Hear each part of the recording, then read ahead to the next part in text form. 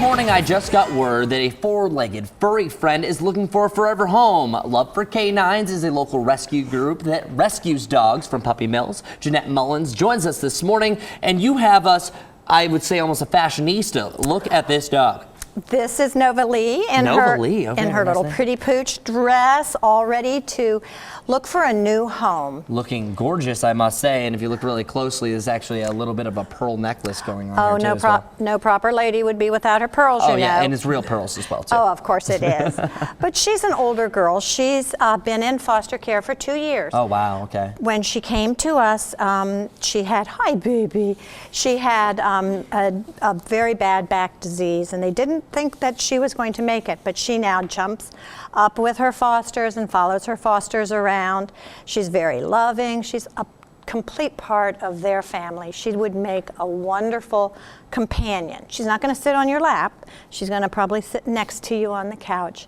But she's just, I mean, look at this face. She's just adorable. I know, and adorable even without the clothes, but I do like the bow. Yes. The bow is actually a really nice little effect. No, you do look fantastic, my friend. So I've always been curious about this. So the foster care people that just look after them temporarily, but then we're trying to get Nova Lee a full-time deal. We would like to find her a full-time, forever home so that she has that security of being home. And not to make a weird transition here, but I want, you always teach me about something with pets.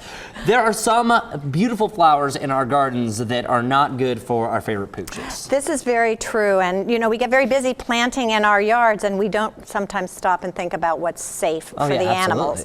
Daffodils, one of our favorite. They are very toxic to the animals. No idea, wow. Gladiolas, hosta, baby's breath.